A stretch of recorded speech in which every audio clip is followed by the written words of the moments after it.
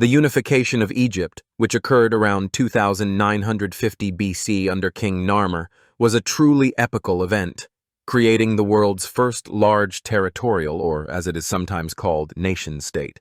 In our days, this type of socio-political structure, where a specific territory with its people is governed from a single center, seems both entirely natural and the most expedient to us. Our modern prosperity, or, conversely, poverty, our civil rights and duties, our freedoms or their absence, are largely determined by our belonging to one nation-state or another. Our planet Earth, with the sole exception of icy Antarctica, is today completely divided into sovereign states, the number of which exceeds 200. But this was far from always the case.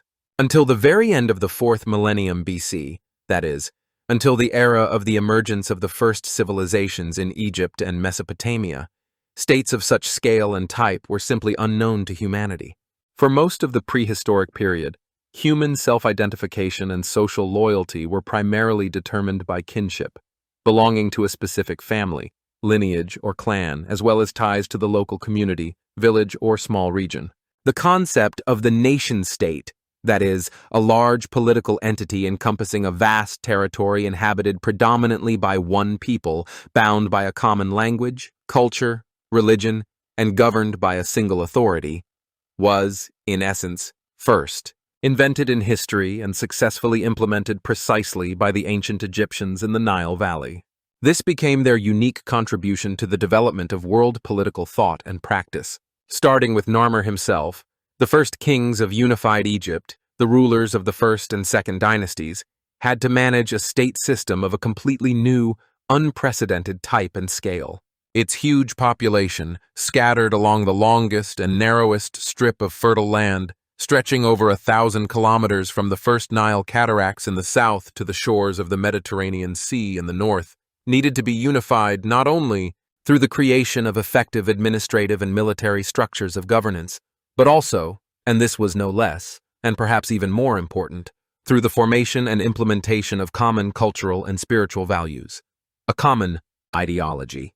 The first pharaohs faced an unprecedented and extremely complex task: to instill a sense of unity, a state or national consciousness, among very diverse ethnic and cultural groups of people, often living scattered, who had their own local traditions, cults, and dialects.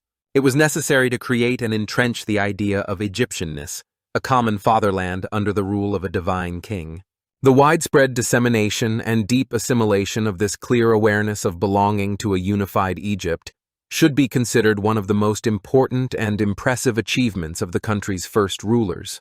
Of course, the deep personal interest of the ruling elite itself, the king, his family, high officials, and priests, in strengthening their power and legitimizing their privileged position was far from the least of the driving forces behind this process of ideological construction. For it was precisely the unique doctrine of divine kingship they developed, the belief in the divine, Nekhekh nature of the pharaoh, that determined the entire subsequent development of the civilization of ancient Egypt for millennia. It was this ideology that led to the creation of such world-renowned and celebrated works of human genius as the gigantic pyramids of Giza, and it was this ideology that inspired countless builders and craftsmen to erect the great tombs and temples, the ruins of which have survived to this day and continue to evoke admiration. The pervasive dominance of the monarchy and the figure of the pharaoh in ancient Egyptian culture and history even influenced the system of periodization that we, modern historians and Egyptologists, still use to somehow subdivide and organize those long 3,000 years of Egyptian history that passed from the accession of the first pharaoh Narmer to the tragic death of the last queen, Cleopatra VII. The division of the earliest epochs based on cultural and technological achievements common in archaeology, such as the Stone Age, Bronze Age, Iron Age, is practically unused in the traditional chronology of ancient Egypt for the dynastic period. Instead, the main and generally accepted scheme is based on a sequential list of royal dynasties, that is, ruling houses or families. In a sense, such a dynastic scheme of periodization is particularly well suited for the most conservative and stable of all ancient civilizations, where the change of a ruling dynasty often truly signified an important turning point in the country's history. It is noteworthy that today we use practically the same basic dynastic system that was first proposed and developed by Manetho, an ancient Egyptian priest and historian who lived in the Hellenistic era, approximately 2,300 years ago in the 3rd century BC. Having made the first comprehensive retrospective review in history of his country's entire documented history based on the study of ancient temple chronicles and king lists, Manetho divided all the kings of Egypt known to him, starting from the legendary unifier Menes and ending with his own time, into 30 ruling houses or dynasties. His famous scheme, which unfortunately has reached us only in fragments and paraphrases by later ancient authors such as Josephus, Eusebius of Caesarea, and Sextus Julius Africanus, begins with Menes, the king whom modern scholars identify with Narmer, the founder of the first dynasty, whose accession is dated to approximately 2950 BC. And Manetho's original scheme ends with King Nekhekh II, an Egyptian Nakhtorheb, the last ethnically Egyptian pharaoh of the 30th dynasty, who ruled from 360 to 343 BC, shortly before the Second Persian conquest of Egypt. Modern scholars, for a more complete historical picture, usually add to Manetho's scheme the so-called 31st dynasty, which includes the Persian Achaemenid kings who briefly ruled Egypt as satraps between the overthrow of Nakhtorheb and the conquest of the country by Alexander the Great of Macedon in 332 BC. The Macedonian house itself, which ruled Egypt briefly after Alexander, and then the powerful Greek Ptolemaic dynasty that succeeded it, founded by one of Alexander's generals, Ptolemy I Soter, and which ruled Egypt for almost 300 years, until the Roman conquest, were naturally not included in Manetho's original scheme, as he wrote his history precisely under the early Ptolemies. But, although these Hellenistic kings and queens, such as the famous Cleopatra, were not Egyptian by origin and culture, and only partially supported the traditional Egyptian system of religious and state administration while pursuing their own political goals, the exceptional importance of the principle of dynastic succession and the legitimate transfer of royal power was deeply recognized and emphasized by them, even at this late stage of ancient Egyptian history. In full accordance with the idealized representation of their own history, which the ancient Egyptians themselves created and diligently perpetuated in official temple reliefs, king lists, and propagandistic inscriptions, all the royal dynasties, listed by Manetho, were supposed to form a single, unbroken, and continuous sequence of legitimate kings. This sacred chain of succession of power, according to their beliefs, traced back through mythical demigod kings and heroes to the times of the rule of the gods on earth. That is, ultimately, to the very moment of the creation of the world and the establishment of royal authority by the first creator god. This official ideal of continuity and divine legitimacy of royal power, in turn, fully reflected the fundamental doctrine that was put forward and actively promoted by the royal court from the earliest times. According to this doctrine, the creator god Atum himself, or Ptah or Ra, depending on the theological system, established the ideal model of divine kingship in the beginning of time, transferring power first to other gods and then to the first earthly king, his descendant. And each subsequent ruling pharaoh, accordingly, was considered his direct and legitimate successor, receiving power by inheritance and by divine right, blessed by all the gods of Egypt. Historical reality, of course, was much more complex, convoluted, and often quite far from this idealized official image. During periods of political instability and discord, which occurred more than once in Egypt's long history, and which we call intermediate periods, it was not uncommon for several local rulers, nomarchs, or military leaders in different regions of the country to simultaneously appropriate royal titles, crowns, and attributes, and rule in parallel, contesting supreme authority over all of Egypt. Therefore, in our modern historical understanding, for example, late-period dynasties such as the 22nd, 23rd, and 24th, according to Manetho, which ruled in different parts of Egypt, partially or completely overlap in time, and are rather competing regional dynasties than successive pan-Egyptian ones. Furthermore, as modern research shows, some of the dynasties indicated by Manetho, for example, the ephemeral 7th dynasty, supposedly consisting of 70 kings who ruled for only 70 days, is, in all likelihood, entirely fictitious or legendary. They could have appeared in his list as a result of misreading or misinterpretation of ancient temple documents, or simply to fill gaps in the history. Finally, dynasties such as the 9th and 10th, which ruled from Heracleopolis during the First Intermediate Period, were apparently actually the same ruling family, and not two successive dynasties as Manetho presented them. However, with the exception of these and some other necessary corrections and clarifications, Manetho's dynastic system as a whole has proved to be a surprisingly reliable, accurate, and very convenient chronological framework for the study and teaching of ancient Egyptian history. And the very fact that both the ancient Egyptian historian Manetho and we, modern scholars, more than 2 millennia later, continue to use his dynastic scheme as the main reference point in the endless flow of events of ancient Egyptian history, once again unequivocally emphasizes the paramount, central, and defining importance of the factor of monarchy, royal power, and the figure of the pharaoh himself for understanding the entire unique civilization of ancient Egypt. In fact, monarchy itself as a form of organization of a large territorial state, based on the hereditary transfer of power and the ideology of the ruler's divinity, can be considered a unique invention specifically of the ancient Egyptians.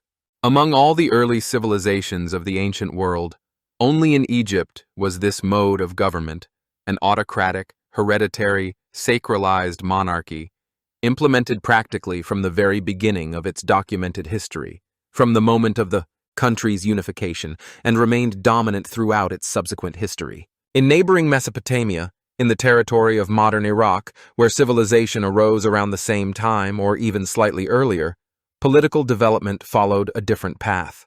There, for a long time, independent city-states dominated, such as Uruk, Ur, Lagash, Kish.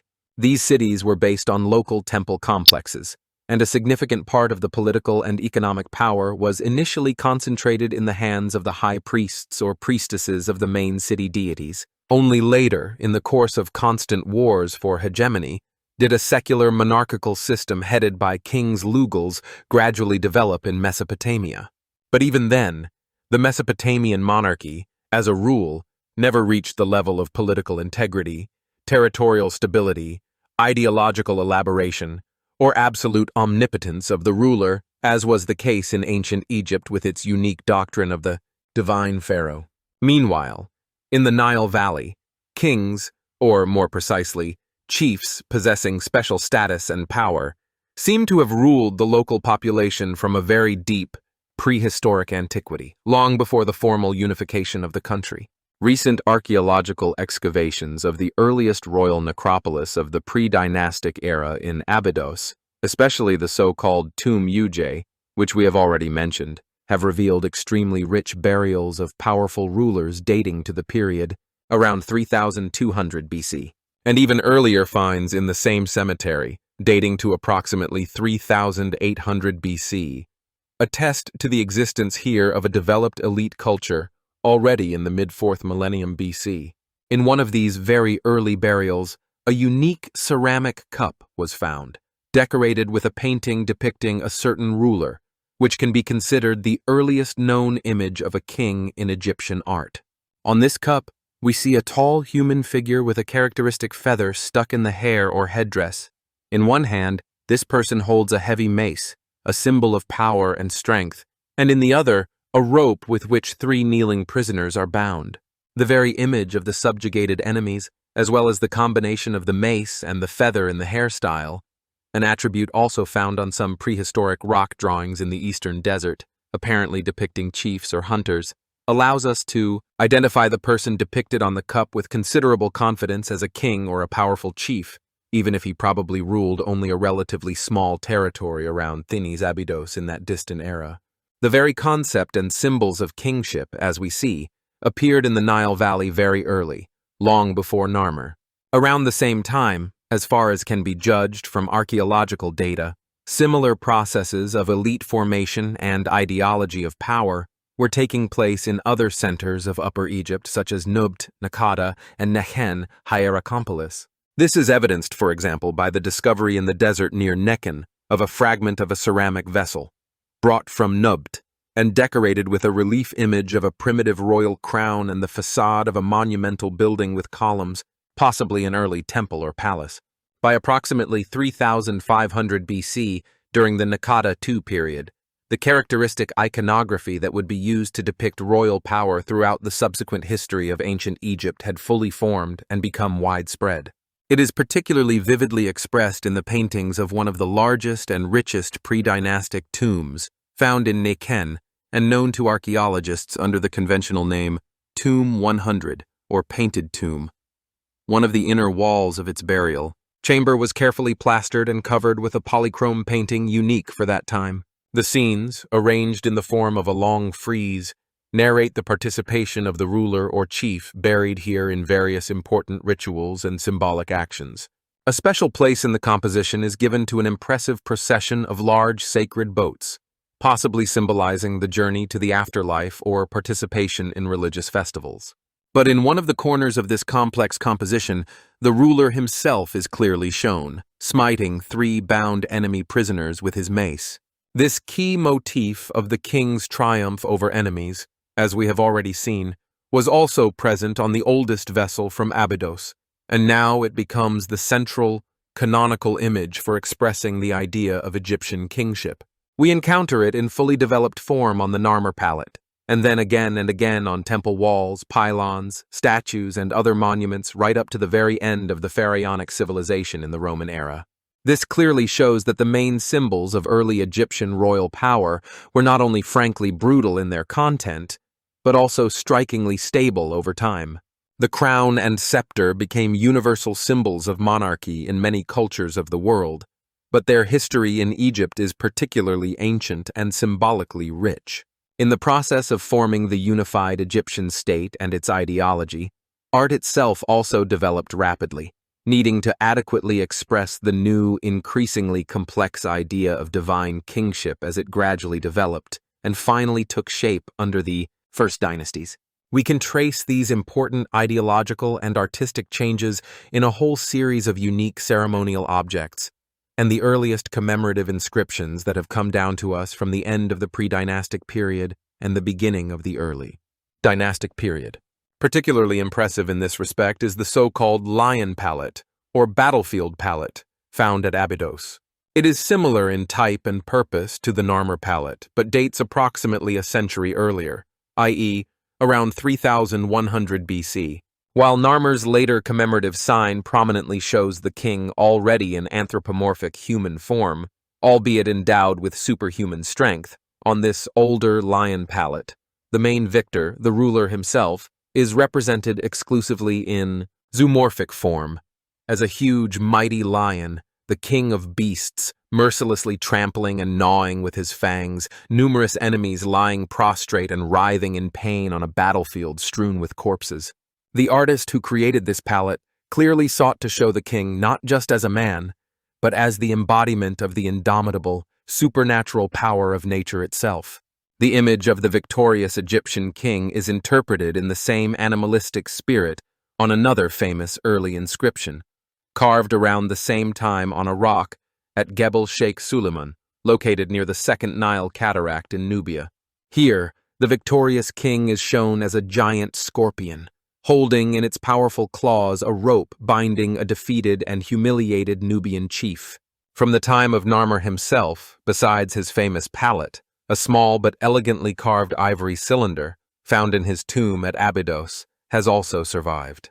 On this cylinder, the king is again depicted as an animal, this time as a vicious and predatory Nile catfish, corresponding to the hieroglyphs of his name, Narmer, beating rows of bound prisoners with his large club. The essence of all these allegories and metaphors is perfectly clear. The king is not just a mortal man ruling his subjects due to his personal abilities, intelligence, strength, or noble birth. He also possesses the supernatural power, fury, and ferocity of the most dangerous wild animals: the lion, the scorpion, the predatory fish, the wild bull. He is endowed with superhuman divine might, granted to him by the grace and will of the gods to crush enemies and maintain order. To elevate themselves as much as possible above their subjects, and instill awe and obedience, the earliest rulers of prehistoric Egypt consciously sought to surround themselves with an aura of the supernatural and acquire a godlike status. The culmination of all these complex ideological and artistic trends of the early period was the famous Narmer Palette, which we have already mentioned repeatedly. Its very form, a large, flat, figurative palette for grinding pigments, symbolically reminds us of those distant times of the pre-dynastic era when the ancestors of the Egyptians were perhaps still semi-nomadic pastoralists who carried all their meager belongings with them and could express their aesthetic and artistic inclinations mainly only by painting their own bodies with colors. In the ritual and social life of such a society, face and body painting probably played a crucial role in indicating status, tribal affiliation, or participation in rites, and therefore small stone cosmetic palettes were then a very beloved, valuable, and individual personal item. But by the time of Narmer, with the formation of the state and the increasing complexity of society, these palettes, at least those belonging to the king and the elite, had clearly changed their function. They had already become something like large, richly decorated ceremonial objects or even monumental commemorative signs intended for display in temples or palaces and marking the most important events in the life of the king and the state, in this case, the tangible manifestation of the omnipotence, triumph, and divinity of King Narmer himself. The decoration of the Narmer Palette also very interestingly and revealingly connects, as it were, two different worlds, two different cultural eras. On the one hand, it retains a round, flat depression in the middle, which formally recalls its original practical purpose for grinding pigments. But this depression is now framed by the fancifully intertwined long necks of two utterly fabulous, fantastic creatures, which two servants struggle to hold on leashes. These strange creatures, conventionally called serpopards, from a mixture of serpent and leopard, with the bodies of predators and incredibly long serpentine necks, are entirely non-Egyptian in origin. They belong to the artistic canon and mythology of ancient Mesopotamia, where similar motifs were widespread in the art of the same period. Their appearance on an Egyptian palette is vivid evidence of that brief but very intense period of cultural exchange and influence that occurred between the two great river civilizations of the ancient world, Egypt and Mesopotamia, right at the turn of pre-dynastic and dynastic history at the end of the 4th millennium BC.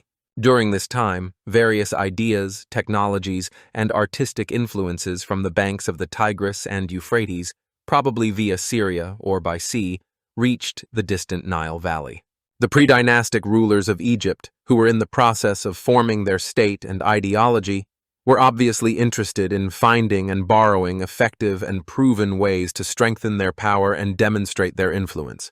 They needed new, reliable, and expressive ways to visually represent complex abstract concepts such as royal power, order, unity, victory over chaos.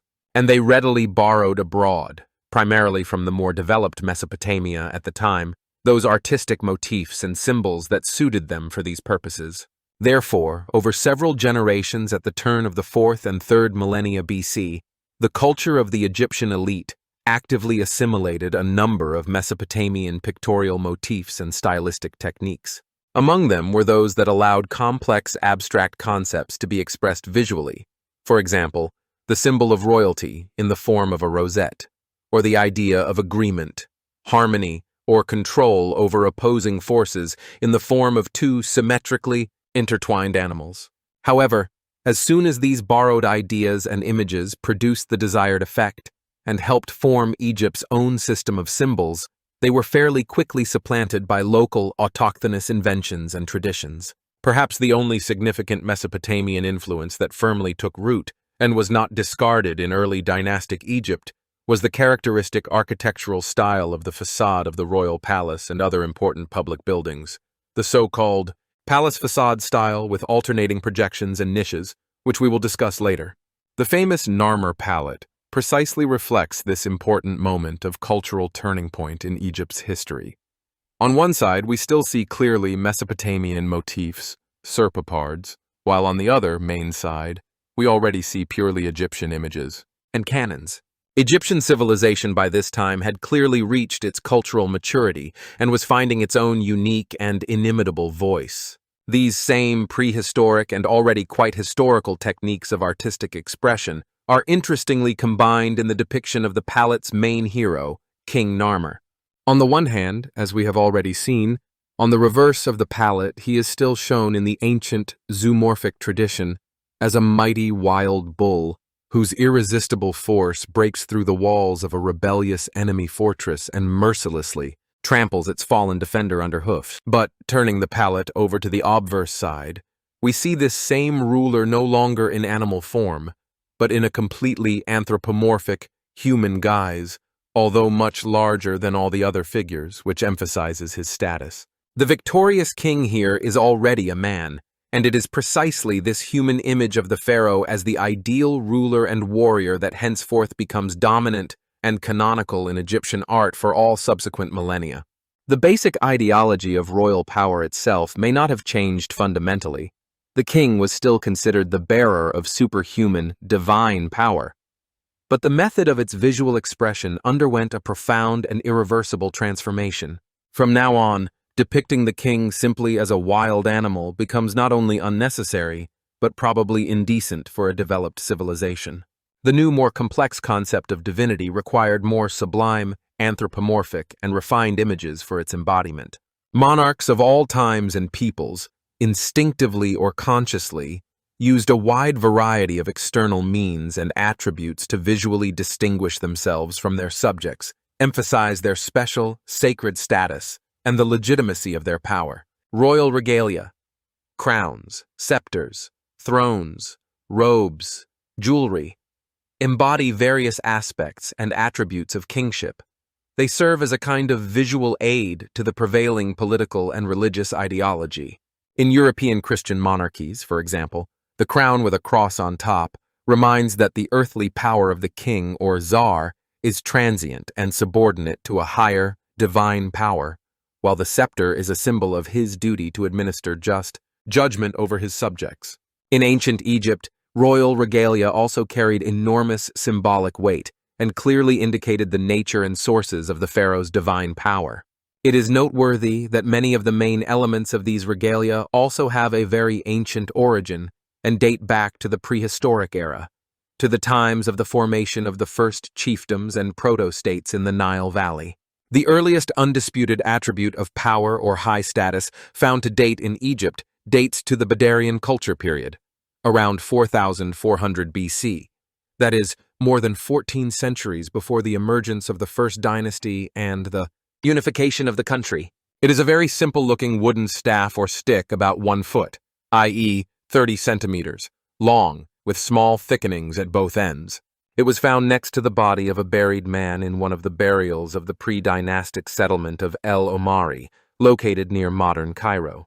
A large stick or staff is undoubtedly one of the oldest and most universal symbols of power, authority, and male strength in many cultures around the world, and it remained an important sign of high office and social status throughout the long history of ancient Egypt. However, a developed monarchy requires greater subtlety and symbolic complexity in its attributes than a simple stick. Therefore, already at the earliest stage of the development of the Egyptian state, in the pre-dynastic period, this simple ruler's staff transformed into something more complex and specific, the royal scepter. As we mentioned earlier, in one of the richest pre-dynastic tombs at Abydos, Tomb UJ, a unique royal scepter carved from a single elephant tusk was found. It had the characteristic shape of a curved shepherd's crook with a hook at the end. This form, called Heka, was so firmly and unambiguously associated with the concept of power and rule in ancient Egypt that this staff itself became the hieroglyphic sign meaning ruler, to rule. In combination with another important royal attribute, the so-called flail or whip, Nekhekh, which consisted of a short handle with 3 rows of beads or beadwork attached. This shepherd's crook, Heka, became one of the main and most recognizable symbols of the pharaoh's royal dignity, which he often holds in his hands in depictions, especially when seated on the throne or in the guise of Osiris. This pair of regalia, crook and flail, probably symbolized the monarch's dual duty towards his people, likened to a flock. He had to both guide and protect his flock, crook, and simultaneously punish the disobedient and ward off enemies, flail. These primary and most ancient royal regalia of Egypt, the crook and flail, unequivocally testify to the deep prehistoric roots of Egyptian civilization and its ideology of power. They take us back to that distant past when the basis of life and sustenance for many tribes in the Nile Valley and surrounding deserts was still animal husbandry, when the man skillfully wielding the shepherd's crook and flail, that is, the one who owned and supervised the herds, was simultaneously the chief, the leader of his society. Another echo of those same ancient pastoral times is a rather strange-looking ornament or detail of the royal costume, invariably attached to the figure of King Narmer on both sides of his famous palette, as well as the figures of many subsequent pharaohs in their depictions. It is a bull's tail, attached from behind to the belt of the royal kilt. This unusual attribute probably served as a visual indication that the king possessed the superhuman strength, power, and fertility of the wild bull, the largest, most fearsome, and revered animal in the fauna of ancient Egypt. It also provided a symbolic, subconscious link between the already fully formed dynastic monarchy of the historical period and its distant pre-dynastic predecessors, the mighty hunter and pastoralist chiefs. The crown is undoubtedly the main and most obvious regalia of monarchy worldwide. Rulers of all times and peoples have always tried to wear special, ornate, and conspicuous headgear that not only adorned them, but also visually elevated them above the rest of the people, both literally and figuratively, symbolizing their exceptional status and power. Like the very concept of a unified nation-state, the specific forms of royal crowns also appear to be a unique invention specifically of the ancient Egyptians. And in full accordance with their dualistic worldview, their kings wore not one, but two completely different principal crowns in shape and color, symbolizing the two main parts of their kingdom, Upper and Lower Egypt. From the beginning of the dynastic historical era, and possibly somewhat earlier, the so-called Red Crown, or Deshret, signified Lower Egypt, i.e., the Nile Delta. It consisted of a rather strange-looking flat red headdress with a tall vertical projection at the back and a spiral element attached to the front, sometimes interpreted as a stylized bee's proboscis or a snake's tongue. The other, the White Crown, or Hedjet, a tall, smooth, conical or skittle-shaped white cap with a small bulb at the very top, was accordingly the symbol of the southern part of the country, Upper Egypt. We know that the ancient Egyptians generally liked to emphasize and symbolically mark all sorts of binary divisions and opposites in nature and society, but in this specific case with the crowns, this division was apparently created by them, artificially after the actual unification of the country. As the earliest archaeological finds and depictions dating back to the pre-dynastic period show, both of these specific crown forms, both white and red, seem to have originated and were initially used precisely in Upper Egypt, which was the true cradle of Egyptian royal power. The red crown was possibly associated with the northern Upper Egyptian center of Nubt, Nakada, and the white crown with even more southern regions, perhaps Nekhekh, Hierakonpolis, or even Thinis, Abydos. And only after the unification of the country under the rule of Upper Egyptian rulers, probably for the ideological formalization of this unity, the more northern of these two crowns, the red one, was artificially assigned as the symbol of all of northern Egypt, the Delta, and the more southern, the white crown, as the symbol of the entire south, the Nile Valley. The ancient Egyptians were unsurpassed masters of retrospectively inventing and entrenching traditions, and somewhere in the middle of the reign of the first dynasty, perhaps 100 years after Narmer, under King Den, someone first conceived the purely mechanical combination of both these crowns, white and red, into one, creating the famous double crown, Pschent, which became the main symbol of the pharaoh's dominion over both parts of the country, over unified Egypt. From then on, the ruling pharaoh had a choice of three main headdresses of power, white, red, and double. Depending on the specific ritual or political situation, he could wear the crown that best emphasized the aspect of his all-encompassing power needed at that moment. Visual art, as we have seen, contributed significantly to the formation and strengthening of the authority of the first Egyptian kings. Yet architecture, with its unique monumental possibilities for impacting the viewer, was a much more powerful and effective ideological tool in this regard. Like many other rulers prone to authoritarianism and totalitarianism in world history, the ancient kings of Egypt, from the very beginning of their reign, were passionately engaged in grandiose construction projects that could visibly embody in stone and eternally perpetuate their divine status, their boundless power, and their glory. From the very beginning of the unified Egyptian state's existence, its monarchs managed to place the language of architecture at the service of their political ideology. They developed and implemented a special architectural style intended to visually express the very idea of kingship and the inaccessibility of power.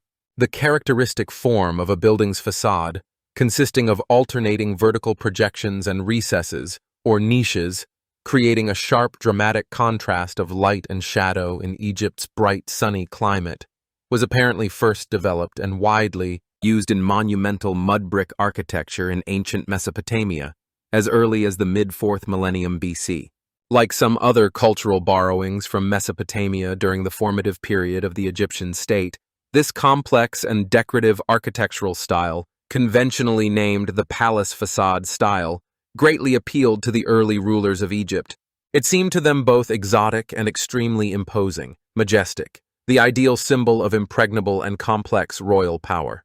And it began to be readily and widely applied in the construction of the most important royal structures, primarily the royal palaces themselves, including the main capital residence of the king in Memphis, where all the main governmental institutions of the unified state were located. The walls of this main palace were, according to tradition, covered with dazzling white plaster, which is why the city of Memphis itself received one of its oldest names, Inbuhej, white walls. The palace building, surrounded by such walls, must have produced a truly dazzling and imposing effect on all who approached. Other important buildings in royal estates and administrative centers throughout the country were deliberately built or decorated according to its model, using the same niched facades, and thus, this initially foreign architectural motif, borrowed from Mesopotamia, very quickly became one of the most characteristic and recognizable features, specifically of Egyptian monarchical architecture of the early dynastic and Old Kingdom periods, a symbol of royal power itself. We see its depiction on royal Serekhs, on tomb walls, and on sarcophagi. Throughout the long history of the pharaohs, visual art and monumental architecture played an extremely important role in creating and maintaining the desired, ideologically calibrated image of divine kingship among the broad masses of the population. In a country like ancient Egypt, where the overwhelming majority of the population, probably up to 95%, was illiterate throughout its history, it was precisely visual images, statues of kings and gods, reliefs on the walls of temples, and tombs, grandiose architectural structures that acted particularly effectively as a means of propaganda and indoctrination. However, it should be remembered that in the conditions of the ancient world, the main and real threat to ruling kings rarely came from below, from the oppressed popular masses, who lacked organization and weapons. Primarily, any monarch seeking to retain power needed to constantly control and keep in check those who stood very close to him, right by the throne. His closest relatives, highest dignitaries, and advisors. It was precisely this small but influential group of literate and educated high-ranking officials who directly handled all matters of state administration, had access to resources, and commanded the army, who had far more real opportunities and often motives to harm the reigning monarch by organizing a conspiracy or palace coup. Of course, all these representatives of the ruling elite generally owed their high position, enormous status, and immense wealth exclusively to royal favor and grace, and were therefore vitally interested in maintaining the existing order of things, the status quo, which ensured their privileged position. And yet, the skillful and far-sighted ideologues of early Egyptian kingship found another, more subtle and intellectual way to enhance the prestige and inviolability of the king's figure precisely among this educated and potentially dangerous class of high Egyptian officials. In principle, using the power of the word and religious dogmas, They managed to elevate the king's position in Egypt to a practically unattainable sacred height, making him not just a ruler, but a living god. The solution to this task was suggested this time not so much by the means of iconography or architecture, but by the possibilities of writing itself. As we already know, hieroglyphic writing was invented in Egypt at the very end of the prehistoric period, and initially it apparently served a very prosaic and practical purpose to facilitate complex economic accounting and ensure effective economic control over the increasingly vast and complex territory of the early state. But quite quickly, the ancient Egyptians realized that writing also had enormous, inexhaustible ideological potential. On the Narmer Palette, for example, hieroglyphic signs and short inscriptions already serve not only for accounting, but also for the precise identification of all the actors, King Narmer himself, his sandal-bearer, his defeated enemies, and for designating and commenting on the main depicted scenes, e.g. the capture of 6,000 prisoners from the Delta region. With the help of hieroglyphic signs, that is, words, it was also possible to accurately record and convey the main concepts and elements of the complex royal titulary, which played a key role in defining the status and essence of the pharaoh. In the modern Western world, various titles of rulers and nobility have almost completely lost their former sacred, mystical meaning, which is barely discernible only in such archaic titles as Commander-in-Chief of the Armed Forces or Defender of the Faith. But this sacred meaning of titles was extremely strong in the times of ancient civilizations with their rigid social and religious hierarchies. In ancient Egypt, a person's names and especially titles had enormous, almost magical significance. They not only denoted his status, but, as it were, defined and formed his essence. That is precisely why ancient Egyptian kings and their priests spared no time or effort in developing and constantly complicating the system of royal titulary, which consisted of several sacred names and epithets. The oldest royal title known to us in Egypt was the so-called Horus Name. It was used even by pre-dynastic rulers of Upper Egypt long before Narmer. This name was usually inscribed inside the aforementioned Serekh, the depiction of a palace or fortress façade, and the figure of the sacred falcon, the god Horus, was always placed atop this Serekh. This title unequivocally defined the ruling king as the earthly embodiment of the supreme celestial deity, the falcon god Horus, patron of royal power and all of Egypt. This assertion was both extremely audacious in its essence and extremely concrete and understandable to all Egyptians.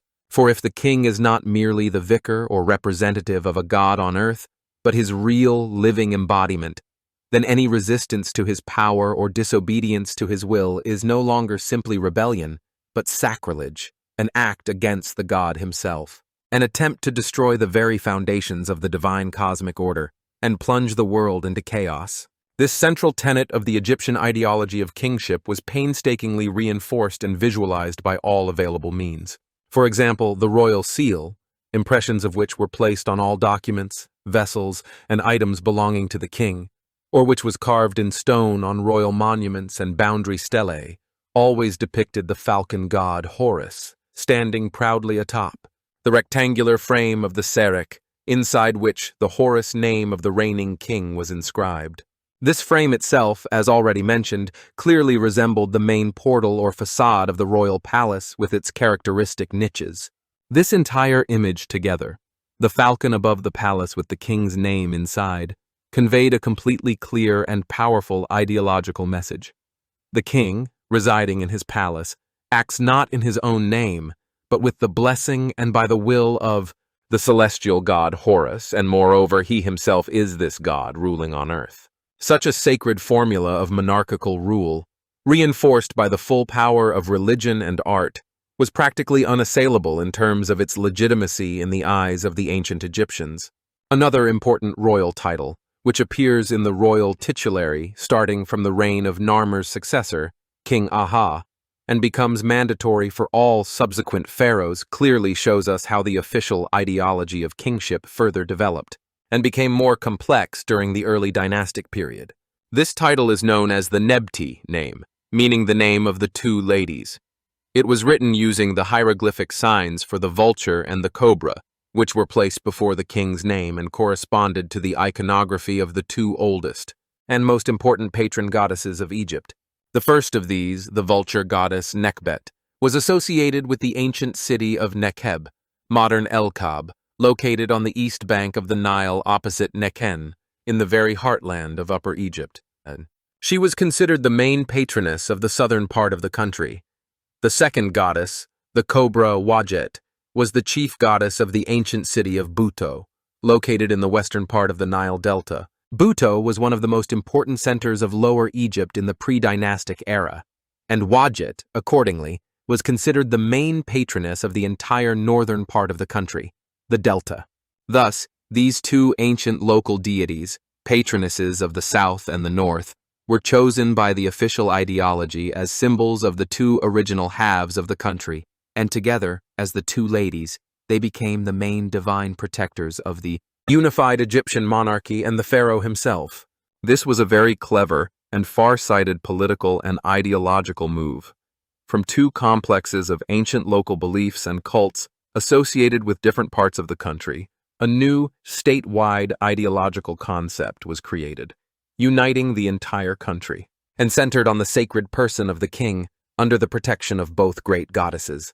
The introduction and widespread use of the corresponding royal crowns, white for the south and red for the north, and then their combination into the double crown, Pschent, was an integral part of the same process of ideological construction, symbolic formalization of the country's unity under the pharaoh's rule. Related to this is the fact that the name of another important Delta goddess, the ancient goddess Neith from the city of Sais, was often clearly favored in the throne names of the first queens of Egypt, the wives of the first dynasty pharaohs.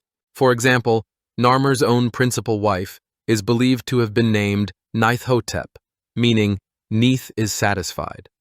Thus, from the marshes of the far north to the southernmost rocky corners of the Nile Valley, all major local cults, deities, and their numerous followers were gradually drawn into the single orbit of the new statewide ideology of divine kingship. This was a truly brilliant demonstration of the ancient political principle of divide and rule, a real victory for centralized religion and ideology on the scale of an entire vast country. The third crucial royal title, which was also adopted around the same time as the double crown, in the middle of the first dynasty, represented an even more complex and abstract definition of the very essence and role of the king in the cosmos. It is known as the Nesu-Bity title. This title was usually placed directly before the king's throne name, or coronation name, which he adopted upon accession, and which was inscribed in the second royal cartouche. The title itself consisted of two ancient Egyptian words, Nesu and Bity, which were written with hieroglyphs depicting respectively the sut plant, sedge or reed, symbolizing Upper Egypt, and the bee, symbolizing Lower Egypt. Therefore, in literal translation, this title means he of the sedge and the bee, and in its figurative, generally accepted meaning, king of Upper and Lower Egypt, i.e., ruler of both parts of the country. However, the exact origin and initial meaning of this formula are not fully known, and modern Egyptologists distinguish several levels of possible meaning within it. Primarily, as already stated, note that the sut plant probably symbolized the southern Upper Egypt and the bee the northern Lower Egypt, and the title emphasized the unity of the country under the rule of a single monarch. But there were apparently also broader, abstract, and complex connotations. These could include various pairs of fundamental opposites over which only the king had power, and only he could maintain their fragile balance and harmony. Upper and Lower. Egypt, the fertile black land of the valley, and the barren red land of the Yaou. Desert, the world of the living and the world of the dead, order and chaos, the divine and the human.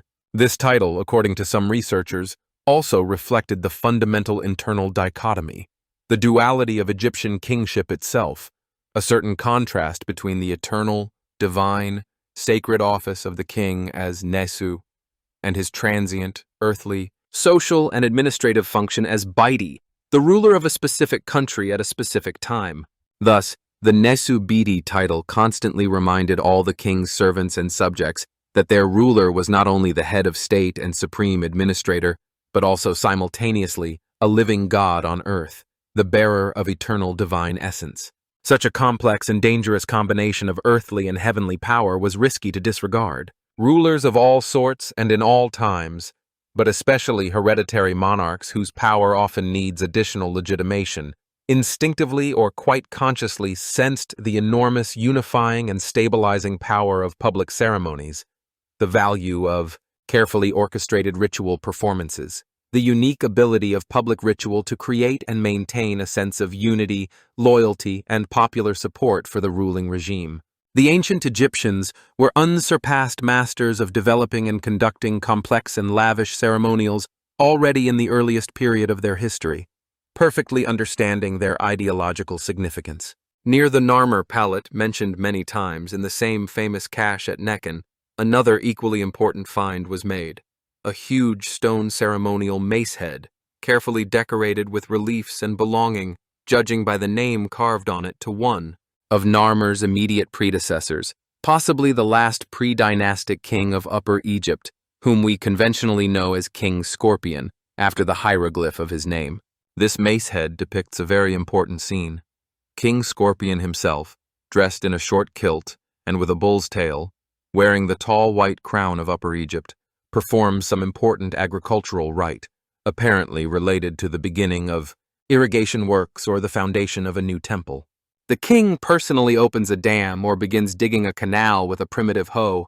Beside him stands a servant, bowing low and holding a woven basket to receive the first handful of sacred earth dug by the king. The extraordinary solemnity and public nature of this situation is evidenced by the presence of numerous courtiers, bearers of royal fans, standard bearers with emblems of gnomes or gods, as well as a group of dancers performing a ritual dance. This scene, which took place at the very dawn of Egyptian history, is depicted so vividly and in such detail that we can almost physically sense the spirit and atmosphere of these most ancient royal ceremonies. A purely practical economic action, the start of irrigation works, is clearly transformed here into a complex and solemn ritual with the sole purpose of emphasizing the central and indispensable role of the king as the guarantor of the land's fertility, the country's prosperity, and its stability.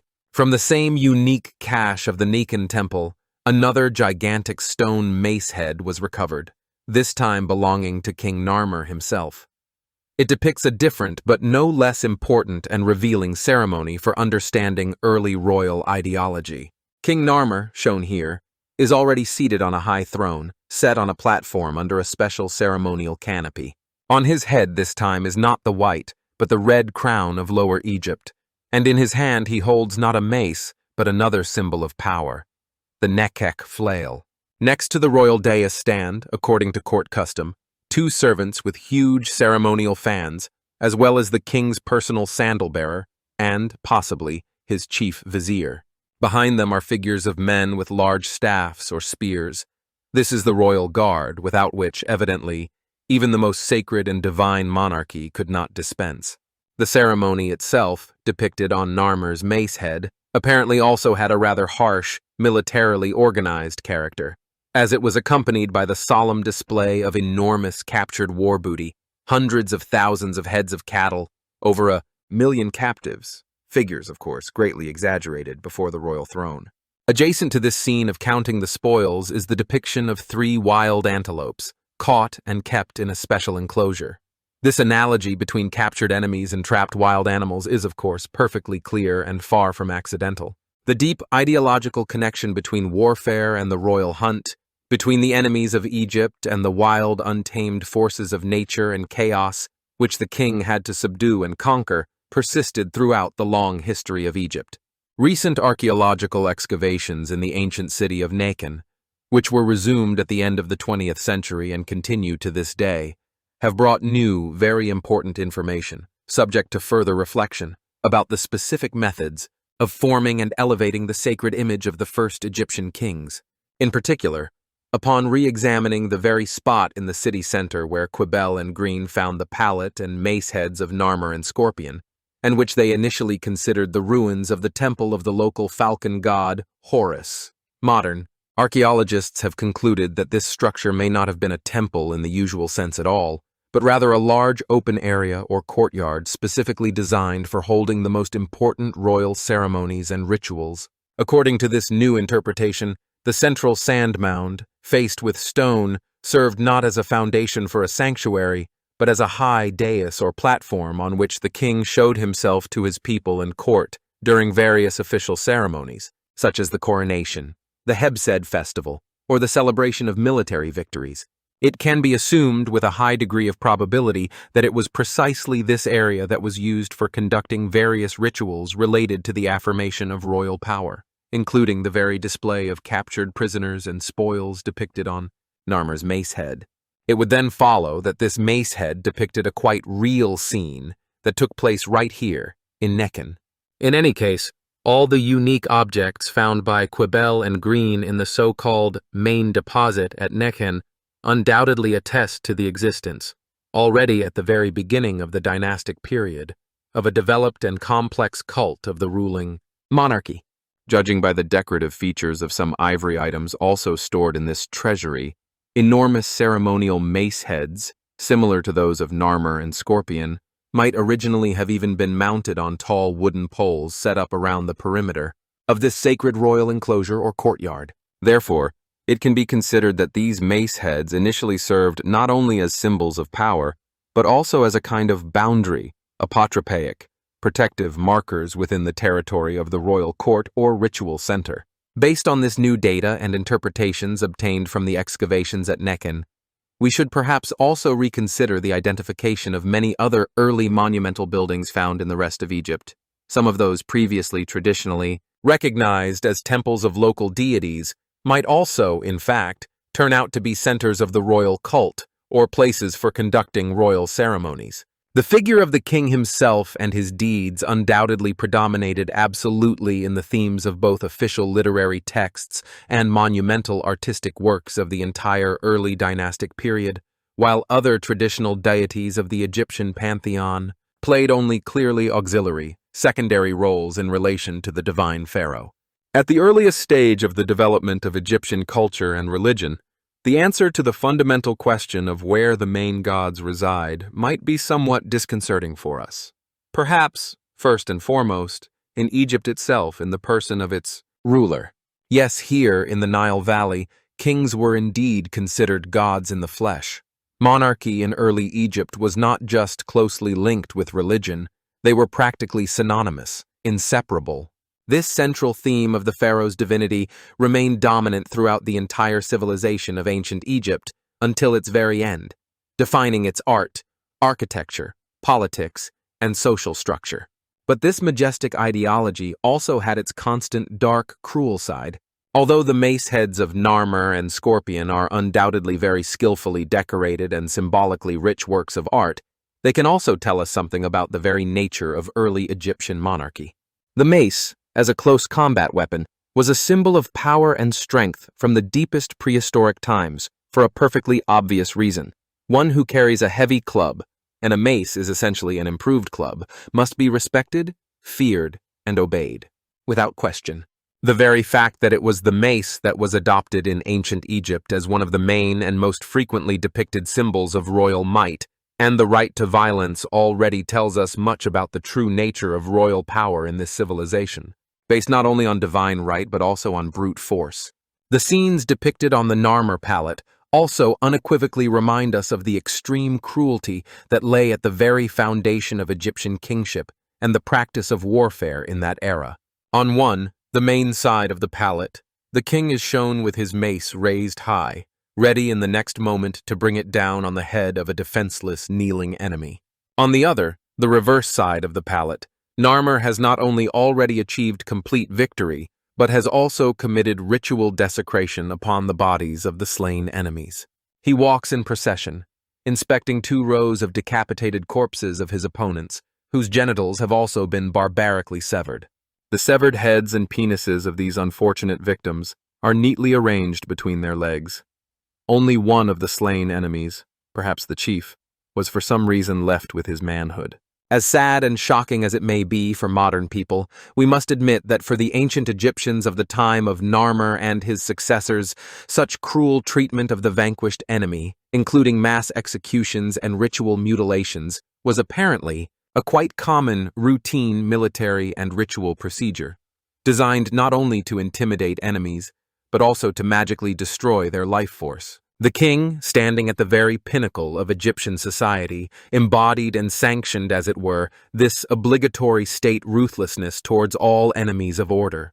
Although the king was depicted in official propaganda as the wise unifier of the country, as the earthly embodiment of divine essence whose main duty was to maintain and protect the world order of Ma'at, the royal iconography itself also made it perfectly clear to everyone that this protection of the cosmos inevitably implied the merciless destruction of all enemies of the king and the order he established, both external foreigners and internal rebels.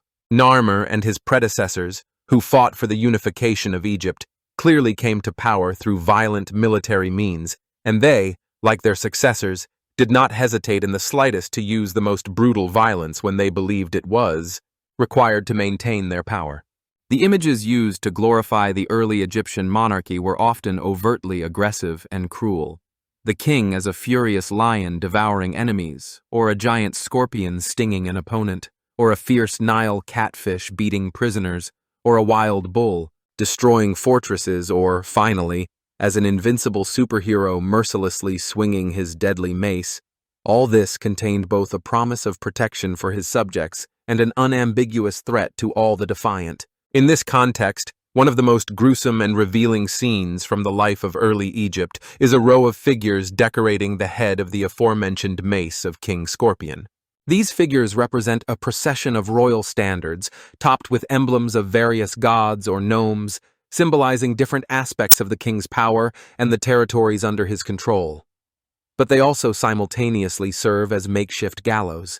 From each of these tall standards hangs a small bird with a characteristic crest on its head, easily recognizable as a lapwing, lifelessly suspended by the neck on a short rope. In ancient Egyptian hieroglyphic writing, the image of the lapwing, Egyptian Rekhit, was used as a collective symbol to denote the common people of Egypt, its indigenous inhabitants, as opposed to the ruling elite, Pat, and foreigners. Thus, on the sacred mace of King Scorpion, we see a completely unambiguous depiction of commoners, symbolically hanged by the will of royal authority. This terrifying propagandistic message about the complete submission of the people to the king and his right over the life and death of his subjects would be repeated many times in art and ideology throughout Egyptian history.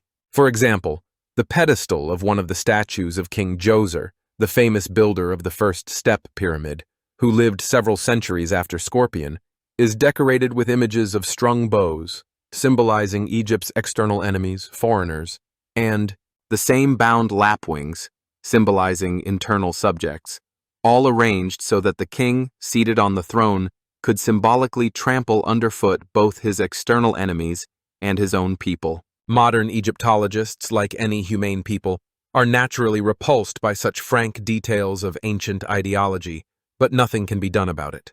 Such was the reality. Autocratic and despotic regimes in all times are created by force and maintained by force, often perishing by it as well. And ancient Egypt, despite all its greatness and cultural refinement, was no exception in this regard. The most gruesome and irrefutable archaeological examples of this ancient tradition of inhuman treatment of people were found during the excavation of the earliest royal and elite tombs of the pre-dynastic and early dynastic periods. For example, in Nebt, Nekhekh, in the necropolis of the local nobility dating to approximately 3500 BC, in one of the rich tombs, besides the usual burial goods, archaeologists found something else shocking. On the outer side of the tomb's brick walls, along its entire perimeter, lay neatly arranged human shin bones, and inside the tomb itself, next to the main burial, a whole set of human skulls was discovered. Evidently, the dismembered bodies of several people, possibly servants or captives, were deliberately buried here simultaneously with the tomb's main owner to accompany him into the afterlife. In Nekhekh, Hierakonpolis, human remains found in the pre-dynastic elite necropolis also often bear clear traces of pre-mortem violence, such as scalping and decapitation. In the locality of Adyma, situated not far from Nekhekh, the remains of two individuals were found in a single grave, who, judging by the marks on the bones, first had their throats cut and then were beheaded.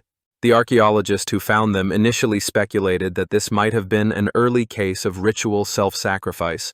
Loyal servants voluntarily ended their lives to follow their beloved master to the other world. However, subsequent systematic investigation of the royal tombs of the first dynasty at Abydos compels us to suggest a different, much grimmer and more brutal interpretation of these and similar finds. The fact is that during the excavations of the tombs of the first dynasty pharaohs, who ruled immediately after Narmer, it was discovered that the main royal tomb was typically surrounded by several dozen or even hundreds of much smaller subsidiary graves in which courtiers, servants, artisans, women from the harem, and even the king's favorite dogs were buried.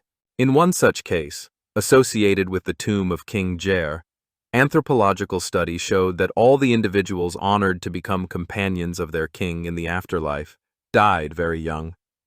At the time of death, most were no more than 25 years old, which is extremely unlikely for natural death. In another royal tomb, belonging to King Ka, the last ruler of the first dynasty, it turned out that both the central royal burial chamber and all the surrounding servants' graves were covered by a single common wooden roof and a common earthen mound, which unequivocally indicates that all these burials were made simultaneously, immediately after the king's death. Both of these examples, like many others, unequivocally indicate that all these numerous servants and courtiers did not die of natural causes and did not voluntarily commit suicide, but were subjected to ritual killing during the pharaoh's funeral to form his retinue in the afterlife. This could, theoretically, have been voluntary collective suicide, assuming the bonds of fanatical devotion to their divine master were so strong that his servants truly wished to depart this life following their master. Unfortunately for this romantic version, closer forensic examination of some of these skeletal remains from Abydos revealed clear signs of violent death, specifically signs of strangulation. The conclusion from these grim findings is as somber as it is shocking. The earliest kings of unified Egypt, having just achieved absolute power, possessed unlimited authority over the life and death of their subjects, including their immediate entourage, and they did not hesitate to use this power to demonstrate their might and ensure their comfort in the afterlife. To be a simple farmer or artisan in ancient Egypt meant to be submissive and work diligently for the king and the gods. But to be part of the inner circle of the omnipotent king, to be his courtier or servant, seems to have meant constantly living in fear not only of his wrath, but also of the prospect of being sacrificed at his funeral. It is difficult to say which of these options was more pleasant. On the grandest scale, as already mentioned, ritual killings of servants were practiced somewhat later than Narmer, around the huge tomb of King Jer, the third ruler of the first dynasty, who reigned around 2900 BC. A total of 318 such subsidiary burials of his retinue were found. It appears as though the first rulers of Egypt, having just achieved unprecedented absolute power, constantly and demonstratively tested its limits, showing everyone their right to dispose of human lives. Among the unfortunate ones buried next to the king so they could faithfully serve him even beyond the grave were not only humans, men, women, and possibly even children, but also the pharaoh's favorite animals, primarily hunting dogs. It is characteristic and highly indicative that in some cases archaeologists discovered that the same provisions were intended for feeding the concubines buried next to the king and his dogs, judging by the inscriptions on the vessels left in their tombs.